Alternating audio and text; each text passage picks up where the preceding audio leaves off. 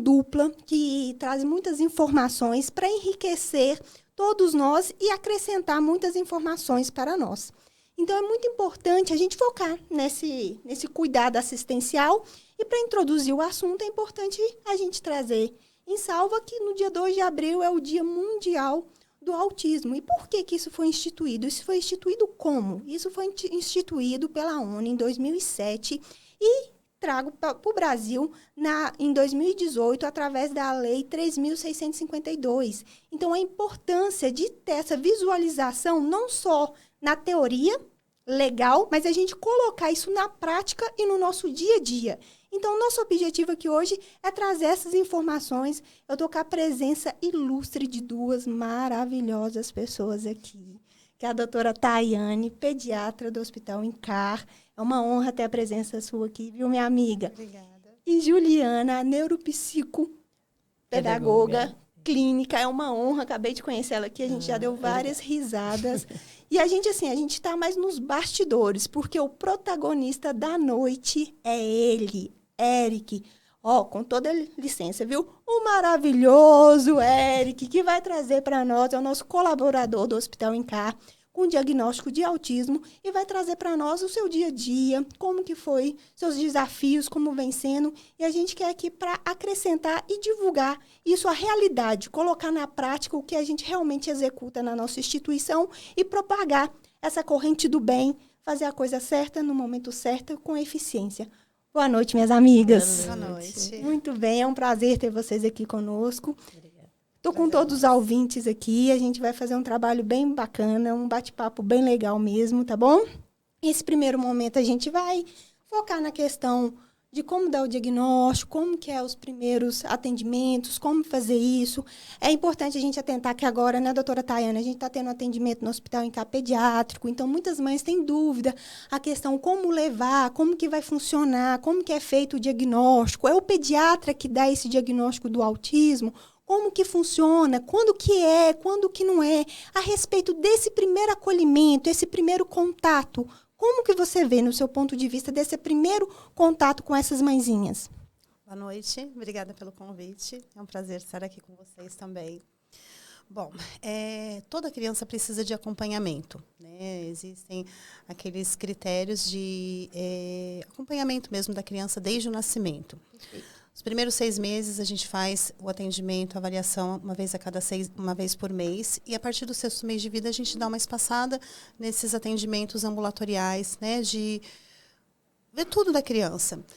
Alimentação, desenvolvimento, atividade, sono, vacina. E nesse momento é que a mãe vai trazendo para a gente, nas consultas, como que essa criança está se desenvolvendo, se socializando, brincando com outras crianças, iniciando a alimentação. Às vezes ela nota alguma diferença da criança de aprendizado, de comunicação. E esse diagnóstico ele não é feito de uma vez, logo de cara.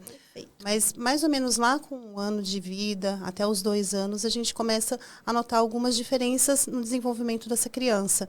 Uma criança que pode ter alguma estereotipia, ou dificuldade na fala, uma criança que não fala, ou não tem brincadeiras típicas como as outras, acaba fazendo alguns movimentos que a mãe nota que é estranho. E nisso a gente vai pedir ajuda para uma equipe multidisciplinar. Não é só o pediatra que vai fazer, e muito menos em uma consulta. E a primeira coisa que a gente vai fazer é encaminhar para o fonoaudiólogo, para você saber se a criança tem algum problema de audição ou até mesmo na articulação da fala. E aí, com a avaliação do fonoaudiólogo, a gente vai dar seguimento para a equipe multidisciplinar. A psicopedagoga, ela tem um papel fundamental, Juliana está aqui daqui a pouco para falar um pouquinho mais, e assim como o nutricionista e o neurologista. A partir dos 2 anos, a gente já consegue mesmo dar um diagnóstico. E o ideal é que esse diagnóstico seja feito até os 5 anos de idade. Porque é o momento que a gente tem de neuroplasticidade da criança, onde ela tem um maior aprendizado. Ela consegue, né, desenvolver vários aspectos que depois desses 5 anos de idade fica um pouquinho mais complicado. E a intenção da gente fazer esse diagnóstico o quanto antes é para a gente desenvolver habilidades dessa criança para o decorrer da vida dela, ela conseguir se inserir exatamente o que você falou, de se inserir na sociedade, no mercado de trabalho, na escola. Então, o trabalho vai começar desde pequenininho, para já na escola essa criança ser inserida no ambiente no geral. Né? E a nossa dificuldade é que a gente não tem um exame que você faz, assim como tem uma infecção de urina, vou lá, faço o exame de urina e eu vou ter... Sim. Não, ele é um diagnóstico clínico multifatorial. Isso é muito interessante. Fala bem, doutora Tayane, né? Olha a postura da mulher, gente, que sucesso, minha amiga! Muito bem. É algo que a gente tem que trazer uma leveza no assunto e, ao mesmo tempo, focar na importância.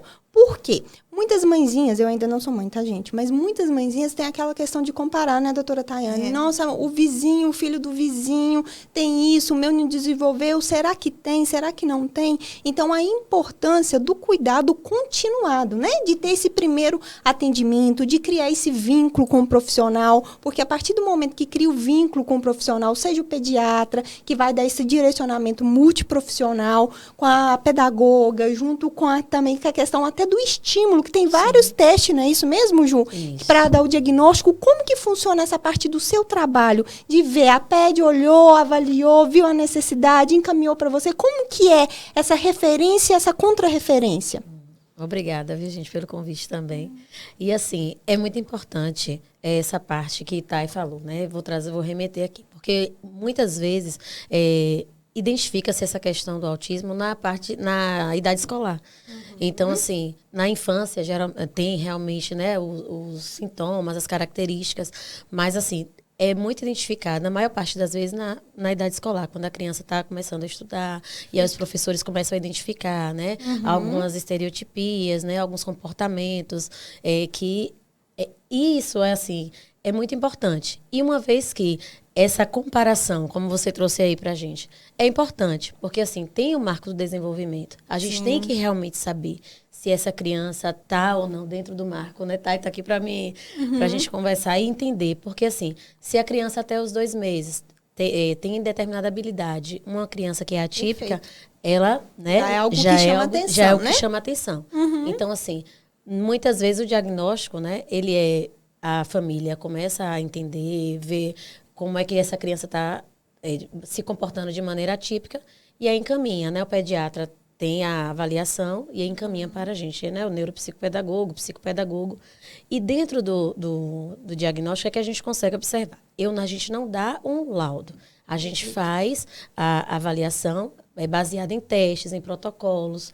Né? Esses protocolos vão ter as características, vão apresentar os determinados sintomas. E aí a gente começa a fazer todo um teste, entrevista com a família, né, a anamnese com essa criança, vai fazendo a observação, porque é muito importante. A questão do autismo, a gente consegue, na área clínica, a gente consegue muito detectar pela questão da observação. Então, mais uma vez, reforça que não é numa consulta, no primeiro contato, que a gente já vai ter esse feedback, né? Isso. Porque é importante ter essa noção da continuidade e da equipe multiprofissional, né? Que é como se fosse montar o quebra-cabeça mesmo. Sim. Um vai agregando ali para o outro, até a gente conseguir chegar no objetivo, que é o diagnóstico, e como a doutora Tayane falou, é um diagnóstico clínico, correto? Correto. E essa questão dos testes é feito no primeiro consulta já? Como que é? Depende de cada criança?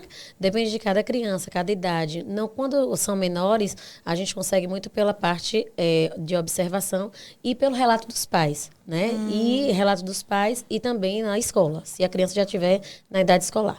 Mas se aí já for a questão de adolescentes, a gente consegue. São testes, né, que são baseados na neurociência e aí na psicopedagogia. Então, a gente já consegue englobar todo esse contexto e aí consegue identificar se realmente essa criança apresenta sinais ou não do autismo, né, do espectro autista. Entendi. Mas, assim, é toda uma avaliação multidisciplinar.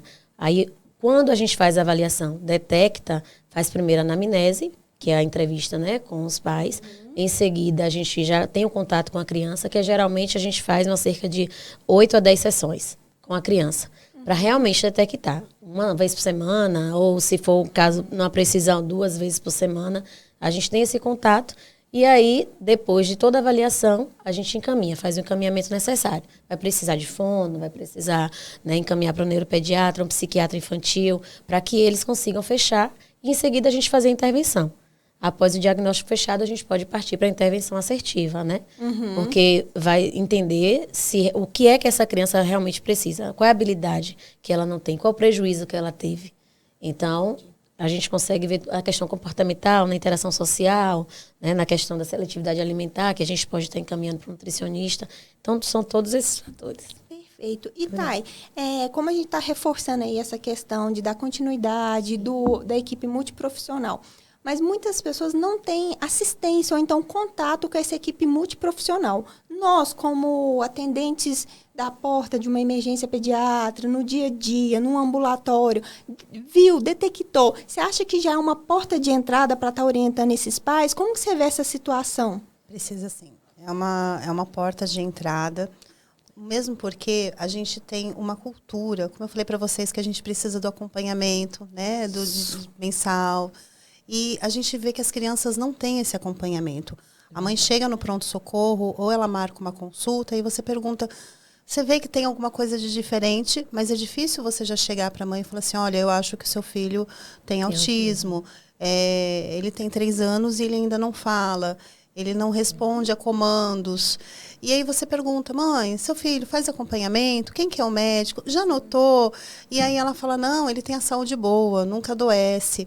Aí quando ela percebe, né, em alguns, a gente tem que tentar chegar com calma, porque às vezes assusta. Tem mãe que deságua no consultório com a gente, falando, minha família já falou que tem alguma coisa de errado, não vou com ele para lugar nenhum, porque eu sei que meu filho é estranho. E você fala, calma, seu filho não é estranho, ele é diferente e a gente precisa entender o que ele tem de diferença para a gente poder intervir. Então, nesse momento, é importante a gente deixar claro para a mãe que aquela criança precisa ser vista como um todo, não só quando ela está doente. Mesmo porque, né, você tem que ver tudo mesmo. E às vezes a gente tem um preconceito da família. Sim. Tem alguma mãe que chega com você e aí você começa a perguntar, mãe, tem acompanhamento? Eu fazia acompanhamento com outro médico, mas ele falou que acha que meu filho é autista, nunca mais eu voltei com ele. Olha. E às vezes a gente pega a criança com 5 anos, essa semana eu atendi uma criança no pronto-socorro com 9 anos, tem uma dificuldade de socialização muito grande, a mãe falou que teve dificuldade de aprendizado, seletividade alimentar, uma sensibilidade sonora. E ela falou assim, o meu irmão esses dias conversou comigo falando que acha que meu filho é autista. Você acha que pode ser, doutora? Como que eu, numa consulta de pronto-socorro, com uma garganta inflamada, vou falar, acho que seu filho é autista? E aí eu tive essa conversa com ela, como eu estou tendo com vocês. Olha, mãe, a gente precisa de acompanhamento, ele precisa passar por uma série de avaliações. Primeira coisa, já que é uma criança em idade escolar, conversar com a professora, um relatório da professora de quem é essa criança ali naquele meio que a mãe não está enxergando. Para a psicopedagoga da instituição onde ele estuda, como que está o desenvolvimento dessa criança no geral. Para isso levar para a equipe multidisciplinar, para você começar a ser guiado, né? E mesmo quando a gente já passou com um neurologista, passou com um psicopedagogo, com a fonoaudióloga, tem mãe que se fecha, tem família que se fecha. E não admito que meu filho seja autista, não quero. E aí essa mãe mesmo, ela precisa de um acolhimento. Essa família precisa de um acolhimento, porque a gente pensa só na criança, mas tem ali uma mãe que tem a idealização de ter o filho perfeito, né, e que não tem problemas. Não, meu filho tem um problema de aprendizado, meu filho tem um problema de convivência, e ter que começar a trabalhar. Porque quando a família nega, a gente acaba atrasando toda essa dinâmica para ter uma vida legal, né? Bacana. E isso é muito interessante porque isso coloca na prática a questão da visão holística, olhar como um todo. E isso a gente pode fazer em qualquer serviço, seja de emergência, seja no pronto-socorro, no atendimento pediátrico, seja no ambulatorial. E a importância da gente ter a questão da equidade também, que preconiza até os princípios do SUS, no sentido de atender a todos de acordo com a necessidade de cada um. Então, isso é muito importante. Não é o ser diferente, é ser errado, né? Na verdade, cada um tem a sua diferença que deve ser valorizada e trabalhar em cima desses valores. A questão é, a partir do momento que a gente não quer enxergar essa diferença e, literalmente, como diria minha avó, tampar o sol com a peneira, né? Então, a gente tem que enxergar e procurar recursos. Então, hoje, o Pode Incar é justamente voltando para mostrar para os ouvintes que existe esse recurso, que essas mães, essas famílias não estão sozinhas, que tem uma rede de apoio que, por mais que parece ser desafiador, a gente quer transmitir isso para a sociedade, essa importância de ter acesso, de buscar isso, de buscar recursos, para não achar que isso está acontecendo só naquela situação. Só naquela família, não é mesmo? Concorda, Juliana? Concordo, com certeza. E a família em primeiro lugar, né? A gente tem que ver a questão dessa interação entre eles para que depois essa criança venha desenvolver com maior facilidade, tá? Tem independência. Porque, querendo ou não, ela precisa de uma independência, uma autonomia, né, para se desenvolver. Então, assim, a família também precisa desse cuidado, precisa desse apoio, para que depois ela possa, né, ajudar a criança a se desenvolver melhor, na questão da aprendizagem, na questão da interação. Porque existem intervenções que a gente pode estar utilizando. Depois, né, depois que a gente começa a fazer depois do diagnóstico fechado, a gente pode fazer as intervenções para que ela se desenvolva cada dia mais. Então, assim, é interessante que a família esteja engajada com a equipe, né? Porque é o pediatra, é o nutricionista, é o fono, né? Qualquer que seja o profissional que esteja ali, a família precisa agarrar as mãos conosco e seguirmos juntos, para que essa criança se desenvolva. E é muito interessante na fala de vocês duas, é importante do educador também, né? Do professor, nesse papel fundamental. E como vocês veem, igual a Tayane, mãe de 3 meninas, né? Tchuquinhas, elas dançam, gente, sucesso. Daqui uns dias é blogueira, tá aqui, elas que vão estar no Pode Incar. Então, o que acontece? A importância de oferecer esse serviço para os profissionais educadores também, né? Porque queria até ver, possivelmente, a questão de criar um vínculo com as redes hospitalares, junto com a família, acolher, orientar as mães, procurar esse atendimento, essa adesão, porque nós, brasileiros, eu incluo nisso, a gente tem a ideologia de achar que tem que ir no médico ou procurar recurso só quando está com sintomas, quando está com doente. Isso. E, na verdade, a gente tem que fazer o caminho inverso, trabalhar com a medicina preventiva, né? Querer fazer a prevenção e a partir do momento que vê algo diferente, por mais que ache que não é nada, a importância de ter o olhar de um profissional, o olhar de uma equipe, talvez até de outros profissionais com olhares diferentes, até para dar encaminhamento e direcionamento correto, porque quanto antes, melhor, não é isso mesmo? Com certeza. E assim, quando o professor, ele identifica na sala de aula, né, se a criança tem aquela dificuldade de aprendizagem, seja no autismo, no TDAH, em outros transtornos, o professor, ele tem a visão, né? Ele tem a visão do que é que essa criança está realmente precisando. Qual é a dificuldade, qual é o prejuízo que ela tem na leitura, na escrita, né? Na questão no cognitivo, na habilidade matemática.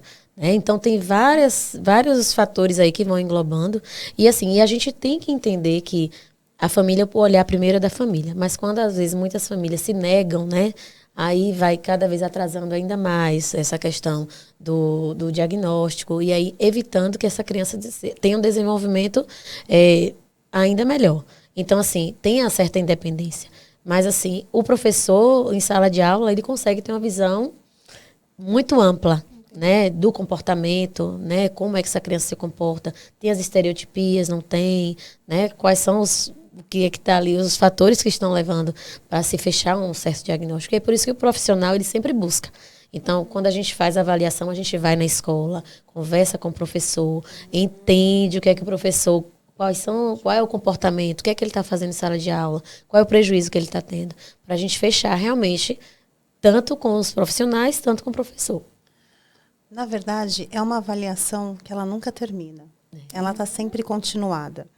O espectro autista é uma coisa que engloba desde criança não verbal, que precisa de um nível de suporte, né, que a gente vai classificar com os níveis de suporte nível 1, nível 2, nível 3, quando que aquela pessoa precisa de ajuda para nas atividades diárias. E conforme a gente vai fazendo as intervenções adequadas, esse nível de suporte vai diminuindo. E aí a gente tem aquela coisa que as pessoas têm os dois lados em relação ao autismo. Tem uma deficiência mental, não necessariamente, ou que ele é uma pessoa super inteligente, como a gente vê nos filmes e nas séries, né? É autista. Nossa, e isso para as mães é difícil, porque elas não conseguem ver os filhos dela classificado como meu filho é autista. Cada um é de um jeito. E aí, isso que ela estava dizendo da equipe multidisciplinar, a gente vai avaliando o tempo inteiro. Não é um tratamento que você vai prescrever uma receita, ele vai fazer exatamente aquilo e é a receita de bolo para todos. Cada um é de um jeito. Cada um é único. Cada um é único. E o fato dessa criança ou dessa pessoa não ter uma determinada habilidade que a gente vai desenvolver, não significa que ela tenha uma outra que seja sensacional. E aí é olhar a criança dentro da escola com isso. Olha, ela tem dificuldade na leitura, mas ela faz uma arte que é incrível. Né? Veja Mozart, não falam que ele era uma pessoa que tinha autismo? Quando a gente vai ver são as diferenças que precisam ser trabalhadas, que não é uma coisa única.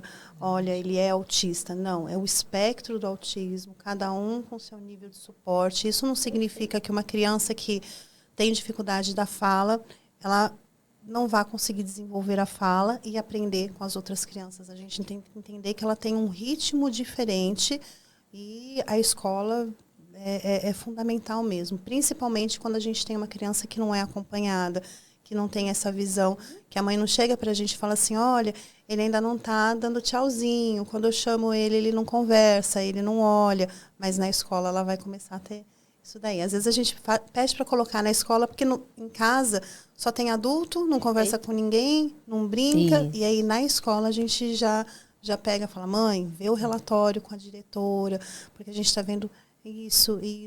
Às vezes a mãe não traz para a gente, mas a gente tem que puxar, né? Então, a importância dos próprios profissionais estar a par do assunto, independente que não seja o dia a dia, mas até para dar esse direcionamento na rede, não é mesmo? Com certeza.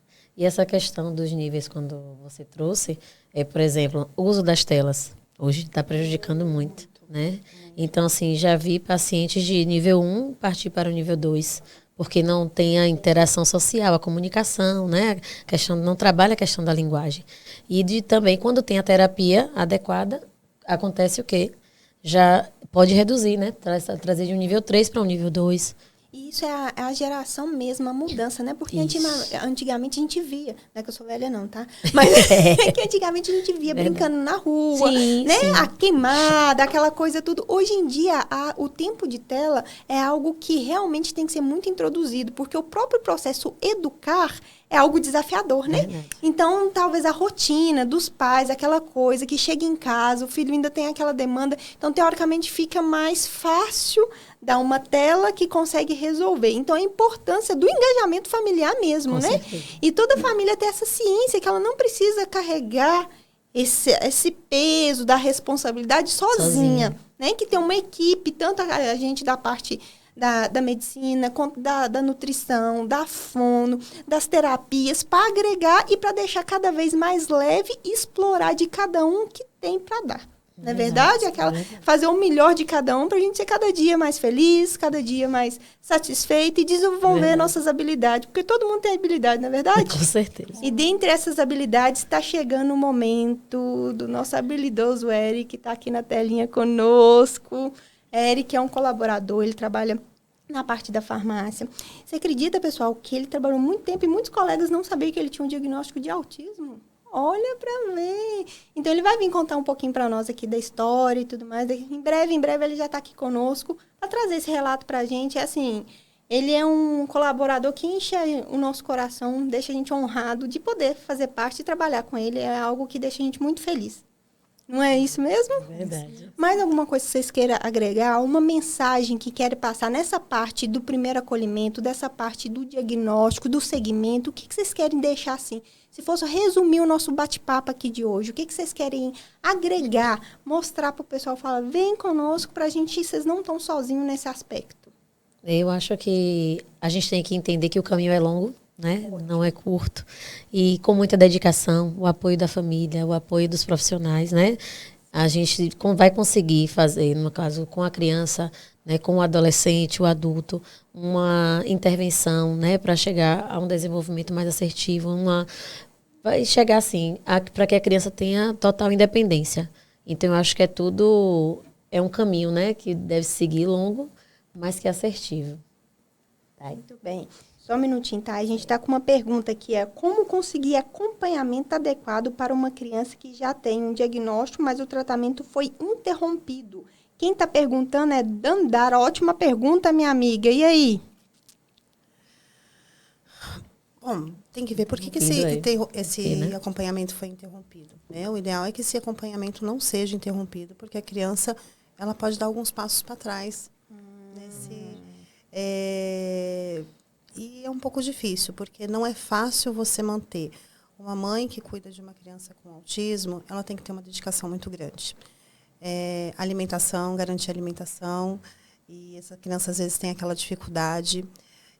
As terapias. Então, se você for ver aí uma criança, ela precisa de mais ou menos 40 horas semanais de terapia. E aí é difícil você trabalhar com todas as responsabilidades da casa e acompanhar todas essas terapias. E aí precisa da família inteira envolvida, né, para garantir isso. Os convênios, às vezes, a gente tem um pouquinho de dificuldade, porque você até tem profissionais que trabalham nessa área, mas a demanda está sendo tão grande que não dá conta de atender a todas as crianças. Então, é tentar voltar o quanto antes para essa criança não ter prejuízo, né? Não perder o que ela já começou. Perfeito.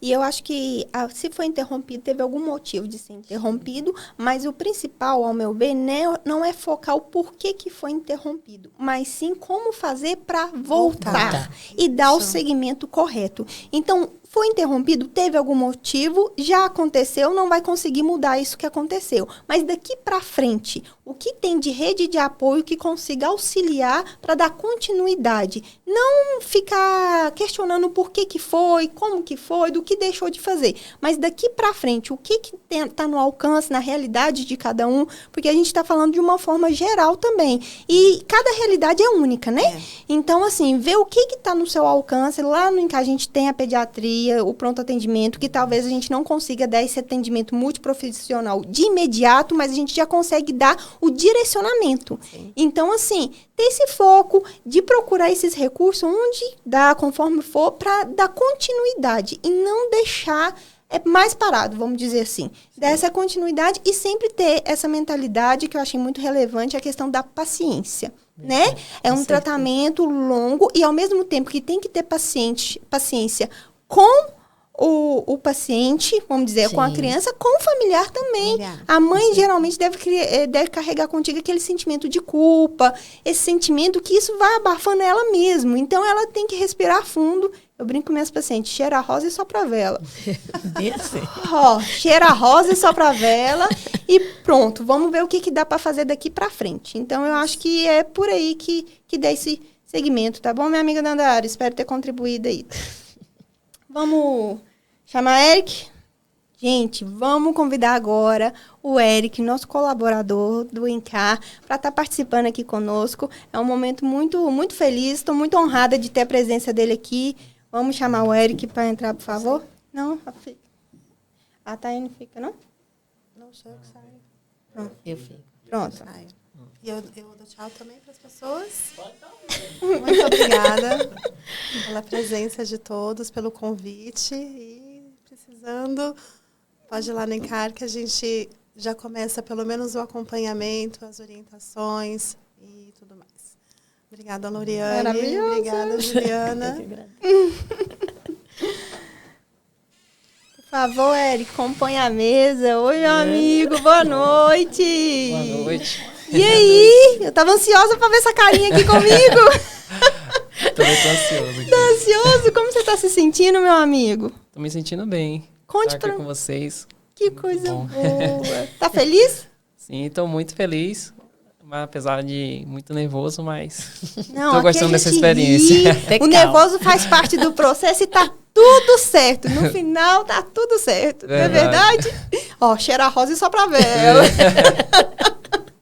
É isso aí. Conte pra nós, meu amigo, um pouco da sua história. Como que foi o seu diagnóstico no início? O que que você viu de diferente? O que que você recorda? Conte pra nós como que foi esse início desse diagnóstico. No caso, minha mãe, eu acho que devido eu ter algum, né, o grau do autismo,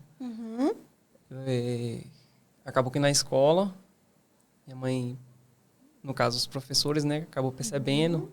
Em casa também, minha mãe, visto que eu sou o caçula, minha mãe tem 3 filhos, comigo 4. Então você é o bebezinho da mamãe! Meu esposo também é, sei como que é. É o caçula, né? E como que foi? Você tinha quantos anos? Eu tinha 11 anos, na época, foi em 2016. Aí, meio que as professoras, em casa, o convívio, né, com a família, acabou que o povo acabou notando algo diferente, né? Entendi. O vidro crescendo e tudo mais. E aí, minha tia, que ela também tem um filho autista, aí ela falou com minha mãe, conversou, também as professoras na escola, conversou, né, com minha mãe, falando a respeito disso. E aí minha tia, na verdade, aconselhou minha mãe pra gente fazer uma análise, né? Aí a gente foi, avaliação. Aí a gente foi lá no hospital em Salvador, aí fez essa consulta. Aí a gente foi a primeira vez. Aí elas estavam com dúvida para ver se era autismo ou se era timidez, algo assim do tipo. Entendi. Aí a gente voltou na outra vez também de novo.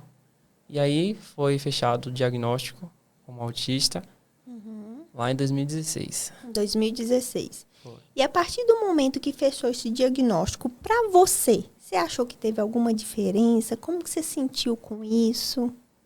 Rapaz, pra mim foi tranquilo. Eu acho que minha vida continua a mesma. Mas eu acho que pro pessoal da minha família, né, foi, tipo assim, um pouco difícil, né, saber. Porque achava que eu era normal. Entendi. E achou que autismo iria atrapalhar algo assim do tipo, né? Eles, desenvolvimento, até mesmo em questão de cuidado, essas coisas, né? Eu sei que não é fácil, né? Porque tem que estar sempre tendo acompanhamento. E foi isso que me ajudou, né? Indo para psicopedagoga, psicóloga, várias outras coisas, né? Para ter um desenvolvimento bom, né? Visto que, como eu sou hoje, acho que precisou de tudo isso para... Que maravilha. Então, você achou que foi fundamental esse acompanhamento multiprofissional mesmo para o seu próprio desenvolvimento? Sim. Mesmo a gente descobrindo tarde, né? Isso. Mas ajudou, né? Devido também eu ter 4 irmãos, eu acho que ajudou, né? Com certeza. Eles me ajudaram. Eu também tenho uma religião, sou testemunho de Jeová. Muito bem. Então, a gente faz várias outras coisas, né? A gente faz pregação, então a gente fala muito com as pessoas, com o público. Ótimo. A gente também faz parte na interação social ali sim, mesmo, né? A gente faz parte. Então, eu acho que a médica falou, né? Que isso influenciou muito, devido a ter família grande e a religião. Como que chama sua mãe? Sângela. Sângela, parabéns, viu, dona Sângela? Que espetáculo de filho, parabéns aí. Muito bom, sucesso, tô feliz de ter Ela você queria aqui estar presente aqui viu? com a gente, mas ela tá meio doentinha, mas... Melhoras, viu? Saúde pra senhora. Tá online aqui representando. Um forte abraço. Manda um beijo pra ela. Beijo, mãe. Então, eu vou mandar um beijo pra Nicole, minha namorada. Mande pra ela. Muito bem, muito bem. E me conte agora pra nós um pouco como que foi inserir no mercado de trabalho. Você teve dificuldade? Como que foi isso? Como que você conheceu o INCAR para chegar? Como que foi essa trajetória? Rapaz, é porque eu já trabalhei em vários outros lugares antes. Mas eu tava procurando algo assim melhor, assim, pra mim. Aí eu vi um post no Instagram dizendo que tava contratando estagiário. Aí eu tava estudando ainda na época. Você tava fazendo o quê? Não, eu tava cursando o ensino médio. Então foi aquela questão do jovem aprendiz? Não, foi estagiário, só que acabou que eu fiz ensejo, então eu terminei logo. Aí não pude ingressar como estagiário. Entendi. Aí eles proporam, como é que fala? Veio outra vaga para mim, né? Como Sim. aprendiz. Aí eu aceitei. Aí eu falei para eles que, como era jovem aprendiz, não teria como, tipo, não era uma vaga PCD, né? Então eu falei para eles, mostrei o laudo, tudo certinho. O pessoal da RH. E acolheram. E você gosta do que você faz? Sim, gosto muito, né, do que eu faço. Muito bem. E tem quanto tempo que você trabalha nessa área? Como que é seu dia a dia? Em questão de relacionar no serviço, depois chega em casa, consegue vivenciar isso de uma forma leve? Você se sente satisfeito, realizado? Sim, o trabalho lá é ótimo. Apesar que tem, às vezes, né, pelo Sim. trabalho tem suas dificuldades, tem a correria, né? Sim. Mas a gente sabe que lá é maravilhoso. Até mesmo o pessoal lá me trata com bastante carinho. O pessoal não sabia, assim, se eu só sabia o coordenador, sabia que eu era autista. Mas aí eu contei pra a menina também que é auxiliar de farmácia, a Luíde. E aí ela ficou sabendo, ela ficou até surpresa. Ela falou que eu não tinha traço de autista, assim. Até mesmo, porque eu sou muito solto, né? Então ela achou que não era autista, tava brincando. Mas isso é fruto das intervenções, né? Você vê, né? Justamente. E aí ele conseguiu desenvolver por conta das intervenções. E como que você vê essa importância, Ju, dessas intervenções, igual o Eric mesmo trouxe para nós, né? Essa questão, por mais que o diagnóstico dele foi tardio, porque muita gente pensa, não diagnosticou até os 5 anos, Sim. então eu não tenho mais necessidade desse acompanhamento, porque é Eric faz esse acompanhamento até hoje, não é isso, Eric? Então, assim, qual que é a importância dessa continuidade, desse cuidado, não achar que está tarde demais, né? Essa questão do envolvimento e de inserir isso o resto da vida mesmo, Sim. né? É importante porque você viu aí que ele conseguiu a questão da interação social, a questão da comunicação, né? Ele se desenrolar, né, com as pessoas, a habilidade na questão da fala, porque muitas pessoas com autismo ficam mais, né, retraídas, né? Às vezes não falam tanto, mas assim, a importância da intervenção é essa, porque assim, ele trabalhou essas habilidades, né? Trabalhou o ato dele, né, de estar se comunicando com os familiares, né? A família grande, né? Então, tem uma certa comunicação ali entre eles, e aí ele conseguiu desenvolver muito mais, porque quanto mais cedo, realmente é melhor. Mas assim, isso não quer dizer que você não possa, porque hoje em dia muitos diagnósticos de autismo estão sendo fechados quando adultos. Muitos adultos estão, né, fechando o diagnóstico. Então, assim, é importante, tem que estar sempre fazendo, né, essa questão da avaliação, se vê algo que não está, né, dentro do padrão. Então, a gente tem que buscar, tem que procurar, sim, um profissional para chegar, né, onde ele chegou hoje, né, um bom profissional. Pelo que eu vi, muita gente gosta dele, todo Muito mundo... querido, ele é muito querido. Obrigado. Então, assim, isso é importante. É isso que a gente quer mostrar para a população. Né? A importância de estar ali fazendo a intervenção, de estar junto para a criança desenvolver, para o adolescente vai se desenvolver melhor, trazer suas habilidades. Porque eu sou ruim um pouquinho na questão da leitura, mas aí eu tenho, né, a questão da comunicação. E hoje em dia é um mito, né? E às vezes falam, porque o autista não se comunica. Né? A questão da tá comunicação. Aqui pra provar tá aqui para provar. nós. É isso mesmo. Então, isso é importante, é bom trazer. Né? Com certeza. E na época lá da escola, Érico, qual foi a deficiência que você viu maior que chamou a atenção? Você consegue recordar? O que você viu foi interagir com os colegas? Foi na leitura? Foi na matemática? Como que foi isso? Foi na questão de foco, né? Então, tipo, muitas das vezes não Atenção, entendia o assunto, às vezes não focava. Às vezes também, tipo, a professora queria deixar a porta fechada. Eu não gostava de porta fechada. Aí, às vezes, ficava meio agitado e aí saía da sala. Então, tinha várias coisas que, assim, as professoras estavam anotando, né? Entendi. Então, mais uma vez, a importância, né, do educador nesse papel de acolher junto com a família, desse feedback. Graças a Deus, você tem uma família grande, como você relatou. A importância da religião na vida de todo ser humano também, né? Sim. Porque é o equilíbrio entre o trabalho, religião e família. Isso a gente tem que buscar fazer diariamente, né? Verdade. Pra gente buscar ser um ser cada vez melhor. Tô feliz de você estar aqui, tá bom? E uma mensagem que você queira passar. Tipo assim, o que você achou mais desafiador até hoje que você vem enfrentando, desde quando fechou o diagnóstico até fechar o diagnóstico? O que você achou de mais desafiador para você até o momento? Eu achei que, tipo, logo quando fechou o diagnóstico, assim, autista, eu vi assim, autista, falei, pensei que não conseguia fazer nada. uma pessoa assim, incapaz de tudo, né? Então, tipo, eu acho que ao decorrer do tempo, foi mostrando, né, que eu posso conseguir Desmistificou, né? objetivos. E tá trabalhando lá no INCA foi uma das coisas que, assim, que eu nunca achei que eu ia conseguir trabalhar lá. Aí, quando eu entrei como jovem aprendiz, aí eu fiquei lá com o pessoal maravilhoso. Não só no setor, né, mas o hospital inteiro. Então, aí eu vi que foi efetivo, né? Em 7 meses. Olha, que é isso pra poucos! Eficiência é o sobrenome dele, meu povo! Tá vendo? Em 7 meses, aí, porque surgiu uma vaga lá, né? Sim. O pai saiu, também muito querido. Aí ele saiu, foi procurar, né, outros lugares, né? Outras oportunidades. Outras oportunidades, na verdade. Muito bom. Aí eu gostei também de estar lá, continuar lá agora, né? Porque Isso era o mesmo. contrato de 2 anos. Olha, Aí eu fiquei efetivo lá na farmácia. que é isso, hein? Chique demais! Vou falar igual mineiro mesmo. Ô, trem bom! Sucesso, meu amigo. É uma honra pra gente ter. É a primeira vez que eu tô tendo esse contato físico mesmo contigo. E, assim, é louvável, viu, Eric? De ver essa... Você vê, a gente vê o nosso dia a dia, encarar os desafios para nos elevar na vida mesmo, né? E ver a importância da gente inserir e a dificuldade existe para se vencer, né? Então, ou seja, para vencer nós mesmos.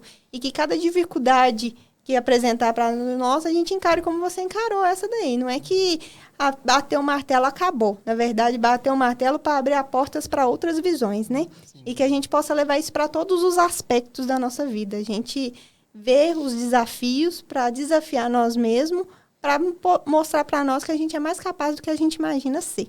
E sempre estar agregado com gente do bem, com gente que quer fazer o bem, para a gente propagar isso por gerações e gerações, que eu tenho certeza que isso vai ser passado para frente, não é mesmo? Verdade. E questão de uma mensagem, igual ao seu acolhimento familiar que você teve, você viu essa importância, o que você quer falar a respeito do seu acolhimento, da sua família? Como que você vê isso, transmitir isso para as famílias que têm os pacientes, têm filhos, têm colegas com autismo, a importância dessa família junto, entendeu?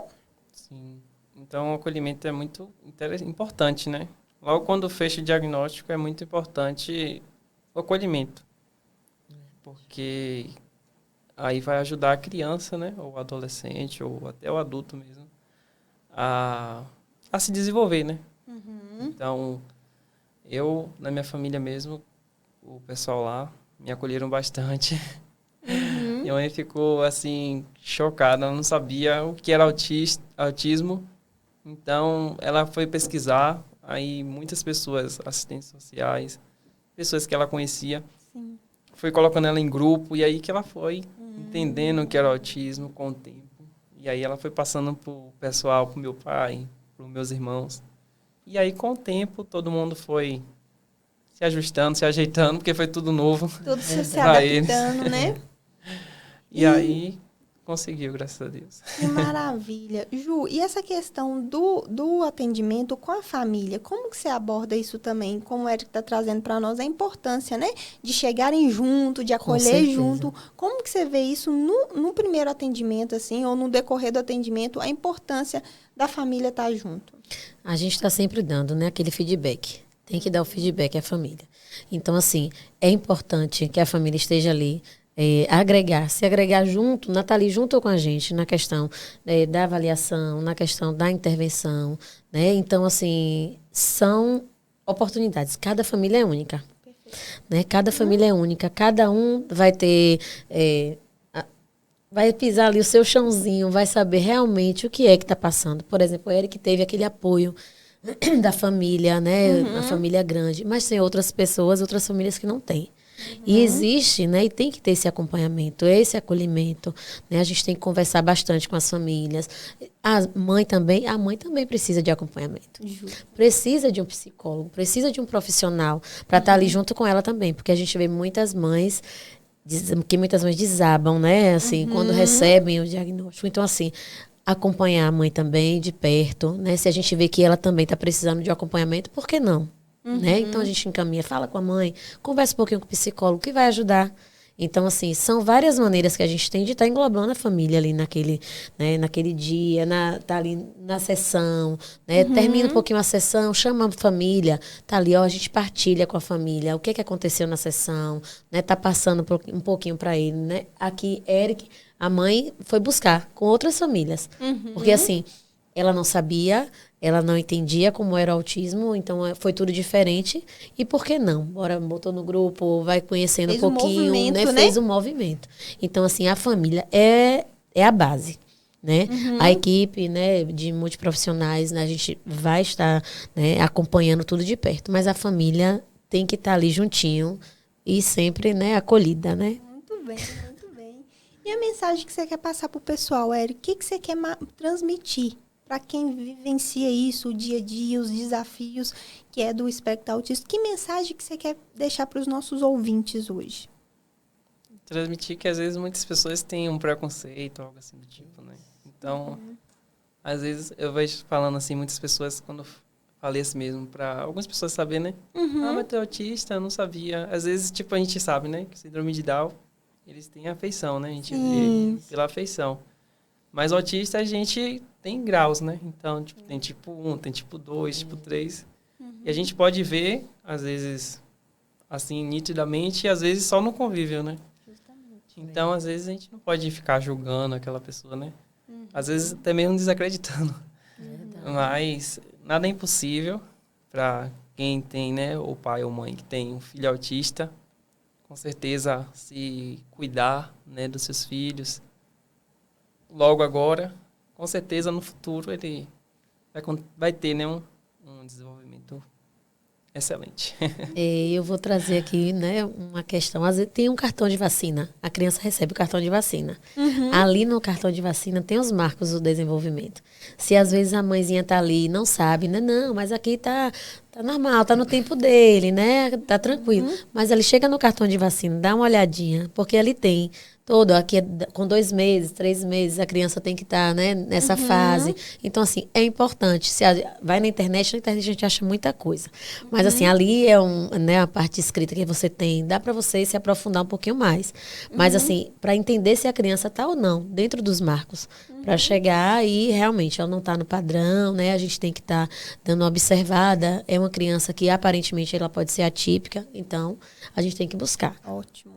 Esse agregar, né? Sim, com certeza. É um montar o quebra-cabeça, não é isso, Eric? Então, é algo que me deixa muito feliz, né? De estar podendo compartilhar esses conhecimentos com todos os ouvintes, todos os internautas, porque é uma realidade que a gente precisa trazer. E o que me deixa mais feliz é saber a importância do acolhimento, não só familiar, não só profissional, mas de instituições também, como o próprio Eric trouxe para nós a importância, como que o trabalho para ele foi fundamental no seu desenvolvimento. E ver que o INCAR está colocando isso em prática também, né? Fazendo esse movimento de acolher. E isso é um exemplo para todos nós e para todas as empresas. Porque cada vez mais, quem vai se beneficiar com isso é o próprio colaborador. Então, eu fiquei muito feliz de poder ter essa oportunidade de você trazer esse relato. Desejo, assim, do fundo do coração, que você seja cada dia mais feliz junto com a sua namorada, né? Namorada, junto com a sua família, com seus pais. Seu pai chama como? Evanildo, grande Evanildo, um abraço também, viu? Todos os seus irmãos, uma honra ter Ju aqui junto conosco, Obrigada, a doutora Tayane também.